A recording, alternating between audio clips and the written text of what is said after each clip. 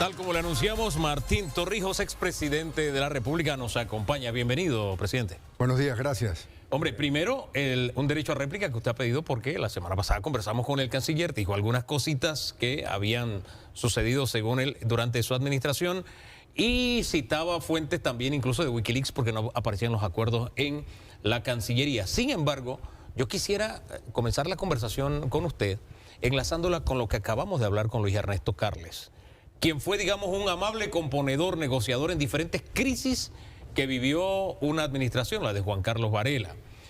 Porque siento que beber de nuestra historia, de cómo se superaron crisis, de alguna manera nos sirve de enseñanza para enfrentar lo que estamos viviendo el día de hoy. Es más, usted vivió una respecto a las modificaciones a la Caja de Seguro Social, a su ley orgánica. Primero, ¿qué balance hace usted de la situación en que nos encontramos y qué vías de salida pondría usted sobre la mesa, tomando como referencia su experiencia? Mira, es muy difícil enfrentar los temas de orden público desde la presidencia, me tocó vivirlo. Lamentablemente fue más de una vez.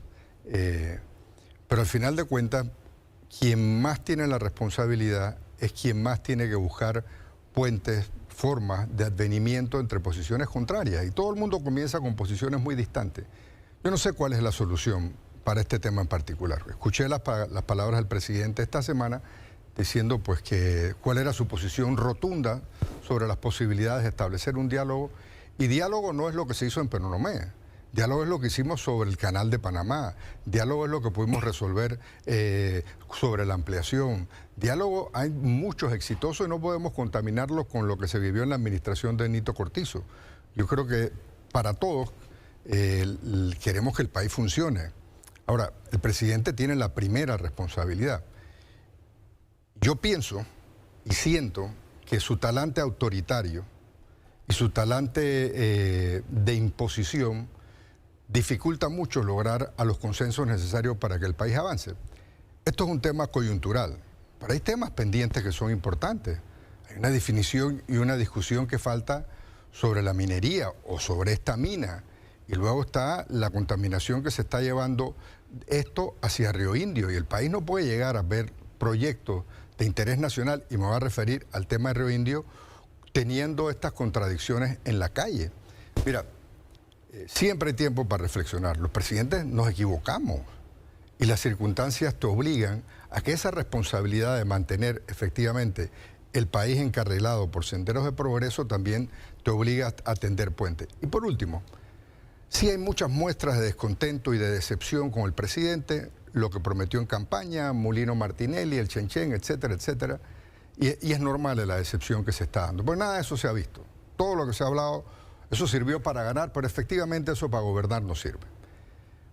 Pero dicho eso, hay problemas profundos. O sea, yo puedo discrepar en la forma que algunos de los gremios o de las organizaciones de la sociedad están utilizando, y obviamente la violencia no debe ser parte de ninguna protesta. Pero también no dejo de reconocer, y no solo no por el tema de la ley, no porque los problemas fundamentales del país no se han resuelto. O sea, las comarcas indígenas siguen teniendo un estándar de una calidad de vida por debajo del resto. Viven menos años que el resto de la población panameña. No hemos resuelto el tema del empleo. Deberíamos estar discutiendo cómo el canal juega un nuevo rol en todo este nuevo orden económico mundial que se está desarrollando ahora. Ahora, para llegar a esos entendimientos o a tocar esos temas necesitamos algo de paz social y de entendimiento. Y me acaba de recordar lo que nos dijo en una entrevista el recién fallecido presidente Pepe Mujica de Uruguay.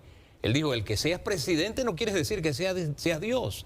Eres un ser humano y te equivocas. Lo cito directamente a lo que dijo porque una frase suya me lo recordó.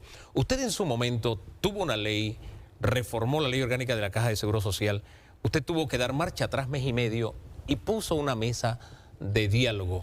¿Esa podría ser una ruta que usted podría sobre la mesa que debe analizar el gobierno o seguimos en este punto donde nos encontramos? El gobierno tiene que buscar mecanismos.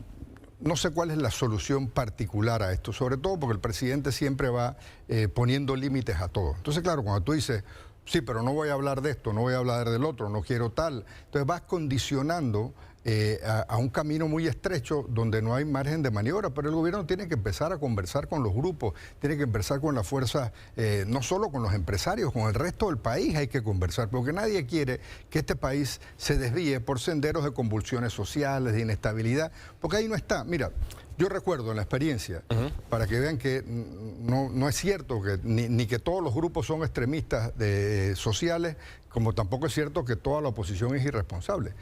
En la época de la señora Mireya Moscoso, la expresidenta, tuvieron un problema con el tema del transporte y hubo una situación crítica. Y nosotros desde la oposición, es más, con la presidencia de la Asamblea, llamamos un diálogo y terminó resolviéndose el tema del transporte y de allí sale un diálogo y un acuerdo para resolver uno de los temas financieros que tenía el gobierno en ese momento, que terminó dejándole ejecutar para propósitos específicos dineros del fondo fiduciario, del Fondo de Ahorro de Panamá. Entonces siempre hay la manera de hacerlo. Y hemos estado ahí, yo he estado, no es fácil. O sea, mira, a nadie le gusta tener la transísmica cerrada todo el día. Pero, claro, y te puedes disgustar por la actitud de estudiantes o no estudiantes, o puedes reclamarle algo a la universidad, pero a nadie se le ocurre, por lo menos a mí nunca se me ocurriría decir de que es que eso es una cueva de terroristas. Entonces, el que tiene la responsabilidad es el que primero tiene que dar el talante y bajar la presión social que se está creando, pero no perdamos de vista que no es solo un tema. Él ha juntado toda una serie de temas que tiene que ir desarticulando para poder conversar y lograr entendimientos entre los panameños, pero esa es su responsabilidad. Don Danilo. Eso significa, señor presidente, que por mucha diferenciación que usted tenga con el gobierno, con la administración Mulino, con el gobierno actual, por mucha distancia que usted pueda tener y por mucha adversidad que pueda haber por X o Y tema, si se diese el caso de una convocatoria a un escenario en donde él quiera tener un viso de unidad nacional, recibir posiciones, ¿usted estaría en disposición de asistir? Mira, una parte importante de mi campaña, que ya has pasado, fue que hay que unir al país, que hay un esfuerzo de unidad nacional pendiente para resolver los problemas fundamentales. Si eso no se entiende y se piensa que es la imposición, que es la represión, que es el autoritarismo lo que resuelve los problemas, no. El país necesita entendimiento y uno parte de posiciones muy distintas y en el camino va encontrando un medio con lo cual se puedan resolver los problemas y seguir hacia adelante. Yo espero que el gobierno y el presidente comprendan la situación donde estamos. Y por supuesto, dentro de un margen democrático, como estoy seguro estamos de buena fe todos los actores, habrá quien siempre tenga sus posiciones radicales, pero bueno, ellos quedarán excluidos de los entendimientos nacionales en la medida que la sociedad vea que efectivamente hay quienes de los dos lados, porque de la izquierda o la derecha, también tienen posiciones radicales que no ayudan a resolverle los problemas a una población que no tiene atención médica, que no tiene empleo, que falta por resolver los problemas del agua, que tenemos que hacer. ¿Cómo nos adecuamos a esta nueva realidad mundial para que Panamá pueda aprovechar todo ese potencial que tenemos por nuestra posición geográfica? Yo celebro que usted, al igual que Juan Diego Vázquez, con quien comenzamos conversando el día de hoy, se decanten por esa salida, el diálogo, el entendimiento y que se creen las condiciones para que logremos esa unidad de criterio nacional, sabiendo que siempre va a haber grupos que no se suman. Me gusta que los dos estén en la misma sintonía. El tema es, y resumo, que el gobierno también se monte en la misma frecuencia para que caminemos en esa dirección. Ahora bien, de alguna manera llegar a ese entendimiento requiere que las fuerzas políticas, las fuerzas sindicales, el abanico que tenemos en las calles se siente también. Y así como el presidente ha cerrado las puertas de entendimiento, los grupos que están en la calle también han dicho: no nos sentamos si no se deroga la ley. Otros han dicho: es que yo no quiero ni siquiera hablar con el presidente. Me ha sorprendido porque eso ha venido de grupos de jóvenes, que eso me preocupa mucho, que jóvenes digan no queremos hablar, a mí me preocupa. ¿Qué le diría usted a la contraparte para que nos encontremos en un punto en común? Mira, vuelvo y repito, la responsabilidad principal es del presidente de la República. Si él baja el diapasón, ¿los demás se verán forzados a hacerlo? Yo estoy seguro que sí. Y si no, bueno, ya la sociedad va a ir ubicando quienes tienen otras agendas radicales que no van por el camino donde queremos todos los panameños. pero los primeros pasos los debe dar el presidente de la República, pero sentirlo, o sea, no es leerlo, es sentirlo, o sea, no... Bueno, ¿qué creemos? O sea, el país no va a avanzar en esta confrontación permanente que tenemos y esta descalificación. Mira, es ridículo. La Guerra Fría se acabó en el mundo y aquí pareciera que estamos volviendo a la lucha entre el comunismo y el anticomunismo. Ey, así no ganamos nadie. Eso no nos conviene para nada a este país. ¿La suspensión de garantías fundamentales significaría algo o jugaría algún papel en esto? No tiene ningún sentido plantearse... Mire, aquí hay un problema de orden pública, hay un problema de entendimiento, hay un problema de la falta de diálogo, hay un problema de un talante autoritario que no permite que nos pongamos de acuerdo los panameños. Yo no veo la necesidad de ninguna forma de hablar de la suspensión de garantías constitucionales. Revocatoria de mandato presidente, que a propósito, eso no existe en la Constitución, pero... No está en la Constitución, o sea, estos son temas que distraen, pues es como la distracción de la descalificación permanente. O sea, mire, lo que vamos a hablar ahora es una manera de tratar de descalificar a quienes no pensamos igual. Y entonces están tratando de decir que todos somos iguales. No, yo no soy iguales a ellos, de ninguna forma.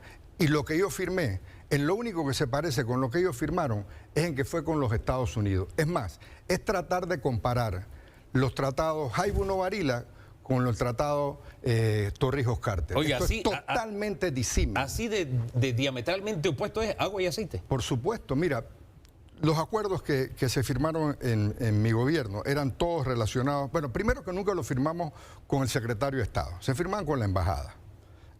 Y eran todos vinculados a combate al narcotráfico, combate al crimen organizado, eran parte de un acuerdo internacional y nosotros no nos oponemos a ninguna cooperación que tenga que ver con el ataque al crimen organizado. Lo que nos oponemos es que en los acuerdos que ellos firman, mira, aquí está el acuerdo. Sí, tenemos uno en pantalla, el de 10 de febrero de 2005, para que nos explique de qué se trataba este acuerdo, porque usted el derecho a réplica lo ha pedido trayendo documentación. ¿Este acuerdo de qué se trataba? Este acuerdo se trata de efectivamente del objeto de facilitar la interrupción de las rutas de narcotráfico ilícito y el arresto de los narcotraficantes entre el gobierno de Panamá y el gobierno de los Estados Unidos. Aquí está claro y cuáles son las medidas de aplicación de la ley para combatir el tráfico ilícito. O sea, esto no es lo que dice, por ejemplo, en la declaración que firma el ministro del Canal con el secretario de Defensa, que el título solo dice Declaración Conjunta concerniente a la seguridad y la operación del canal. Esto está hablando de la seguridad y la operación del canal, que es lo que el Tratado de Neutralidad y el artículo 325 de la Constitución dice que no puede pasar. Lo mismo que cuando en los otros firmados estableces límites para las áreas de operación conjunta. Operación conjunta las tuvimos en una época, cuando empezamos a recuperar nuestra soberanía, cuando habían dos banderas.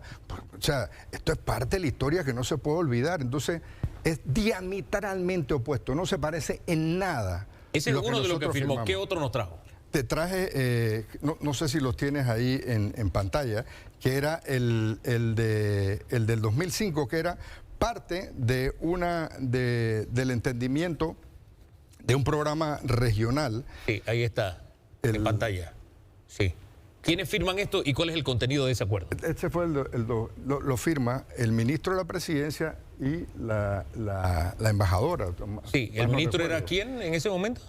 Mezquita. Rafael Mezquita. Rafael Mezquita. Y esto era entrenamiento, era parte eran fondos de la iniciativa Mérida, que era una iniciativa desde México hasta Panamá para combate al narcotráfico y fortalecer la policía. Es más, en los acuerdos que ellos firman establece que no le va a costar los Estados Unidos. Y en este acuerdo, que era un acuerdo de entendimiento con los Estados Unidos, recibíamos $2.1 millones que eran dinero para la administración de las prisiones, ayuda para el equipo policial, fortalecer una unidad sensitiva, huellas digitales dentro de los centros. Entonces, esto no tiene nada que ver con lo que ellos han hecho y pretenden descalificar a todo el mundo. O sea, aquí usted no puede hablar porque ustedes firmaron algo. Sí, pero firmaron algo totalmente opuesto. Nosotros nunca pusimos en duda la soberanía del país, como sí lo están haciendo ellos, comprometiendo la soberanía de los panameños. Lo que él dijo que me pareció más delicado es que él citó a Wikileaks porque dice que no aparece el acuerdo,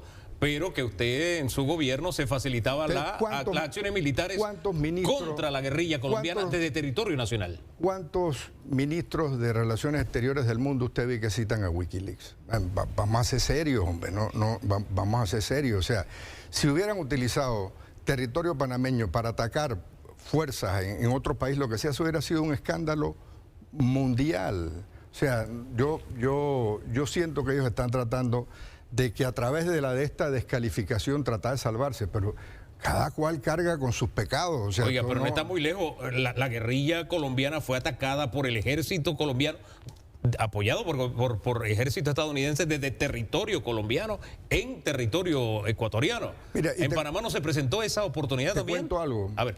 En algún momento de esta lucha, pero yo le expliqué mucho, en esa época estaba el presidente Uribe, que nosotros estábamos creando las condiciones para poder recuperar territorio, porque claro, ellos inician el Plan Colombia y los dotan de equipos, dinero, de todo lo que necesitaban para hacerle frente a sus problemas con la guerrilla, pero no nos tomaron en cuenta. Entonces, por supuesto, que en algún momento dado cruzaban acá. ¿Y qué hicimos? Espérate. Vamos a diseñar las fuerzas que necesita el país y ahí se creó el servicio de frontera, como se creó el aeronaval, porque eran las necesidades que teníamos. Ahora, eso no es de la noche a la mañana, eso no se hace con un decreto. Tienes que entrenar, comprar armamento. Entonces, cuando tuvimos listo, le tocó al otro gobierno.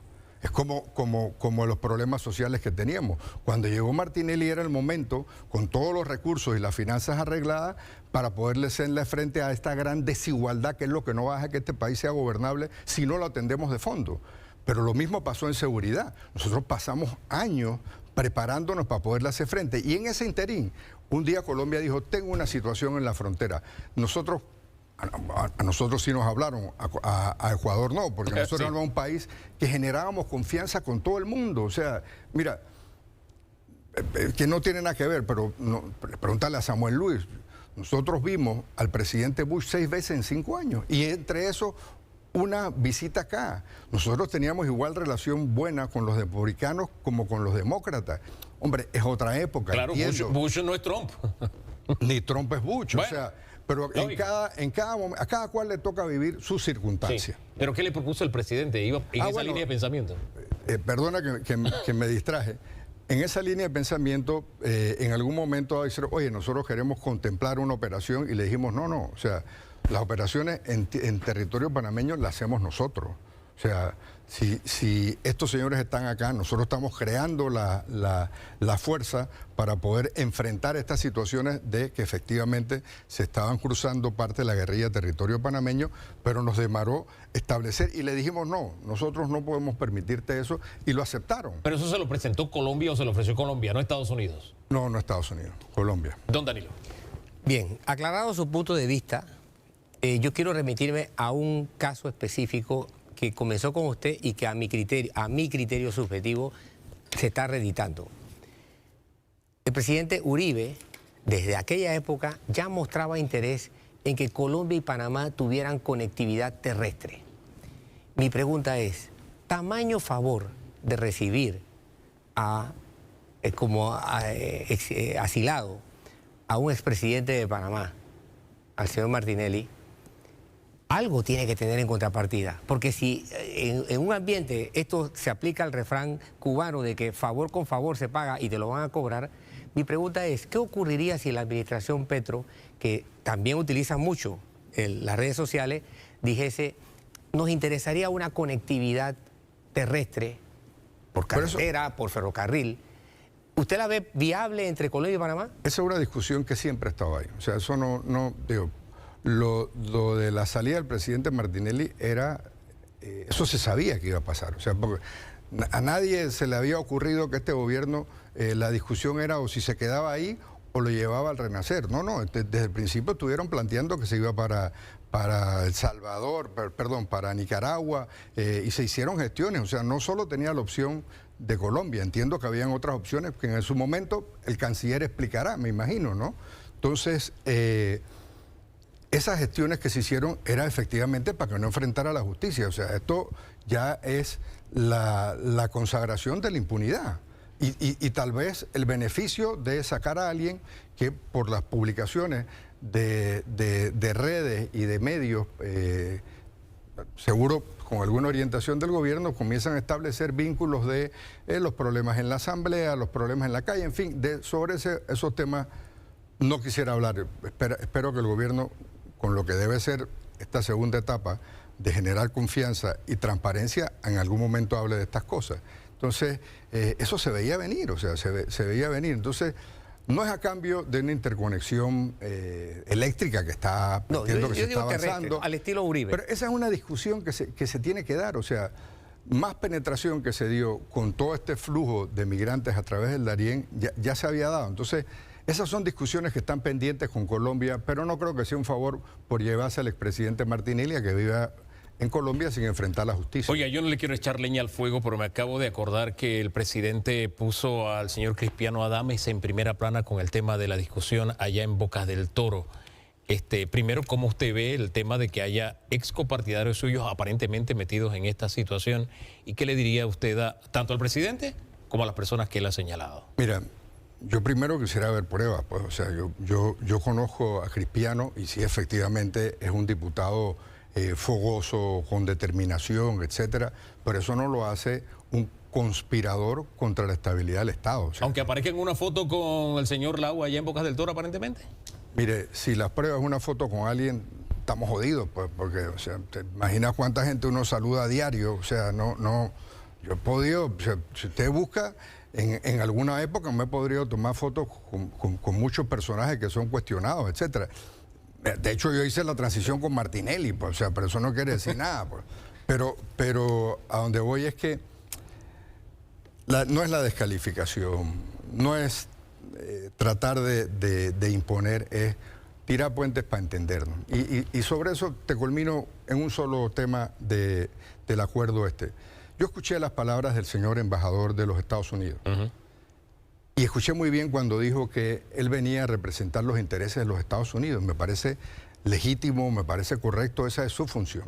Pero también es mi función como panameño, como expresidente de la República y como hijo de Omar Torrijos, velar por los intereses de Panamá y por nuestra soberanía. Hay algunos miembros de la mesa donde se firmó este documento que se leyó el señor Illueca, que dicen que los han llamado de la embajada. ¿Usted lo llamaron de la embajada? No, para nada. Yo entiendo que hay respeto sobre las posiciones de principios que pueda tener uno, como las pueden tener ellos en función de sus intereses. O sea, cada cual tendrá que defender los intereses de cada país. Y el mío, como panameño, vuelvo y repito, como expresidente y como hijo de Omar Torrijos, es defender los intereses de Panamá y entre esos, por supuesto, celoso guardián de nuestra soberanía. Hombre, vamos a la pausa. Gracias, presidente, por acompañarnos para enlazar este segmento con el siguiente. Educación. Educación pública que vuelve a ser golpeada una vez más. Cuarta ocasión en 5 años. ¿Hacia dónde va y qué usted pondría sobre la mesa para que salgamos de donde estamos en la educación pública paralizada ya por 4 semanas? Es lo que te decía. La acumulación de temas que no se han resuelto, entre esos la educación, va a hacer que esto estalle por lo que sea. O sea, mañana el agotamiento puede hacer que la gente, algunos que protestan con razón, otros sin razón, lo que sea, regrese a su trabajo y tengamos una aparente normalidad y calma. Pero mientras no se resuelva esa olla que está hirviendo desde hace tiempo de problemas sociales acumulados, no vamos a tener paz en este país ni forma de seguir prosperando. Y para eso se requiere un talante que no sea autoritario, sino un talante que sepa sumar. Dejemos las cosas hasta ahí, pausa y regresamos para hablar de educación.